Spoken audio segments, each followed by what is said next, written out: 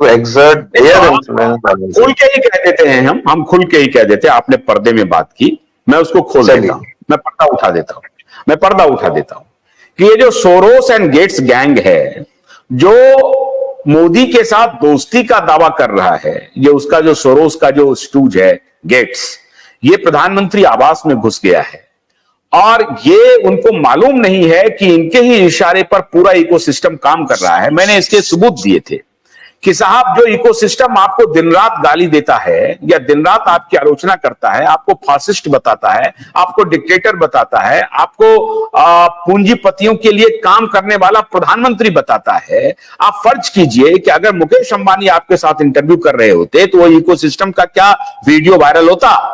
अगर फर्ज कीजिए कि आप गौतम अडानी आपका इंटरव्यू कर रहे होते तो उनके कितने हजारों लाखों वीडियो बन गए होते। लेकिन बिल गेट्स ने आपका इंटरव्यू किया, जो अपोजिशन का इकोसिस्टम है, उन्होंने एक वीडियो नहीं बनाया। तो यह बात नरेंद्र मोदी को समझ में आ ही नहीं रही है कि भैया इस पर कोई किसी ने सवाल क्यों नहीं खड़ा किया।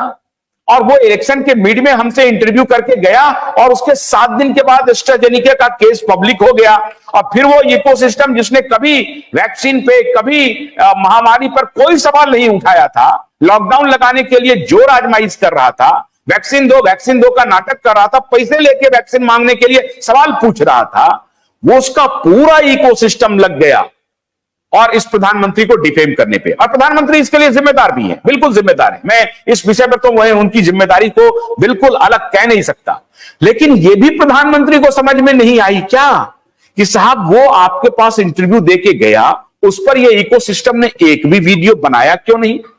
अब यह बुद्धि हमको आपको है लेकिन प्रधानमंत्री को नहीं है। अगर नहीं है तो उनके आसपास जो सलाहकार हैं वो उनको फीड कर रहे हैं कि नहीं कर रहे हैं, बता रहे हैं कि नहीं बता रहे हैं।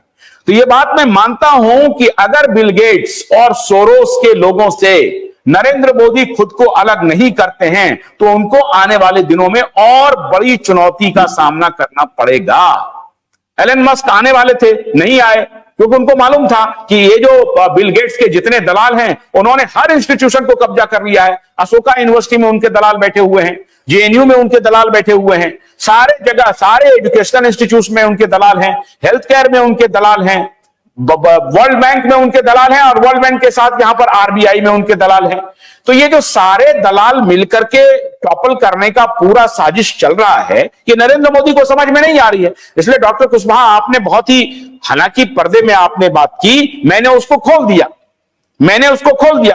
क्या जो मैंने खोला वो सही है या अभी भी आप पर्दा में रहना चाहते हैं? नहीं, आपने तो उसको पूरा एक्सप्लेन किया है, बट मेरा पॉइंट वही था कि ये जो इकोसिस्टम है जिसकी हम बात कर रहे थे, जिसको आपने पूरी तरह से एक्सप्लेन किया है, ये जानकारी है हम सब लोगों को। और ये इकोसिस्टम कंटिन्यूसली, ऑब्वियसली जो इंडिया का राइज है उससे कौन खुश होगा, दुनिया में कौन खुश होगा भाई। जब आप पूरे इंडियंस खुश नहीं है तो बाहर वाला तो खुश होने का सवाल ही नहीं पैदा होता। अब यहाँ पे हमारे अंदर ही बहुत लोग ऐसे बैठे हैं जो इस राइज को पसंद नहीं करते हैं, इसके खिलाफ काम कर रहे हैं, तो बाकी लोगों का तो हम क्या कह सकते हैं। और ये जैसे आपने एक्सप्लेन किया, I think he should be very cautious when interacting with such personalities. He should have left it to Ministry of Health or somebody else to interact with him rather than directly interacting with Bill Gates. I'm sure आप ये सोचिए नहीं, मोहब्बत की दुकान खोलने वाले, सुनिए, मोहब्बत की दुकान खोलने वाले इतना बड़ा एक्टर गुजर गया, एक बार भी मोहब्बत की दुकान खोलने वाले ने एक सवाल नहीं पूछा कि भाई सुशांत सिंह राजपूत के मौत की जांच होनी चाहिए, दिशा सालियान के साथ, उस बच्ची के साथ जिसका माँ बाप बेसहारा है, उसके लिए जांच होनी चाहिए। ये सरकार पर दबाव बनाते ये मोहब्बत की दुकान खोलने वाले।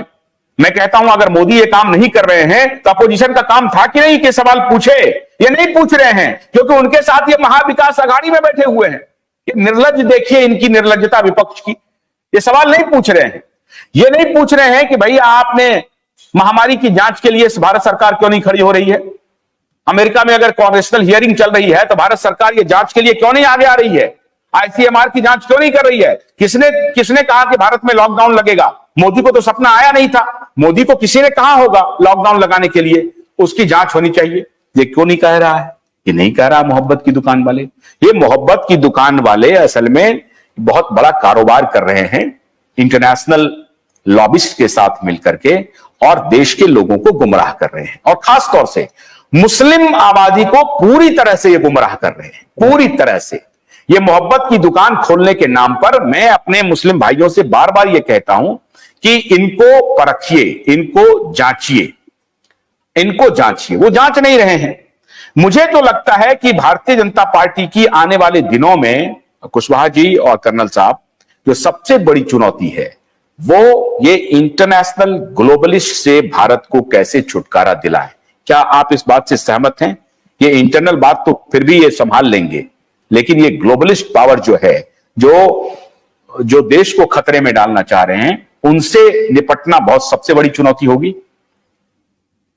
बिल्कुल सही बात है आपकी, एकदम वाजिब बात है। और उसके लिए जो इंडिया का जो क्रेडेंशियल्स आज की तारीख में, जो इकोनॉमिक ग्रोथ है और जो मार्केट फोर्स है, वो इस और जो लीडरशिप है, ये तीनों चीजें मिला करके आई थिंक हम लोग सक्षम हैं इससे डील कर सके। और आपने देखा है कि पिछले कुछ सालों में कितना चेंज आया है, जो परसेप्शन है इंडिया एज ए नेशन का, और यही तो चीज है जो उनको खटकती है। तो ये मेरे ख्याल से हमारे अंदर ये काबिलियत है और हम लोग शायद इसको कर पाएंगे, और हमारा जो आगे का रास्ता है इसी तरह से राइज का वो कंटिन्यू रहेगा, क्योंकि इंडिया ही एक ऐसी जगह है या ऐसा एक सोच है जिसे भारत हम कहते हैं, जिसके पास ये जो समस्याएं हैं आज पूरे विश्व में, उनकी समस्याओं का हल सिर्फ और सिर्फ हमारे पास है, इसमें कोई शक नहीं मुझे। कर्नल साहब, भोलानाथ के 2-in-1 बैटरी ऑपरेटेड हार्वेस्टर कम ब्रश कटर के साथ ट्रॉली अतिरिक्त लागत पर उपलब्ध है।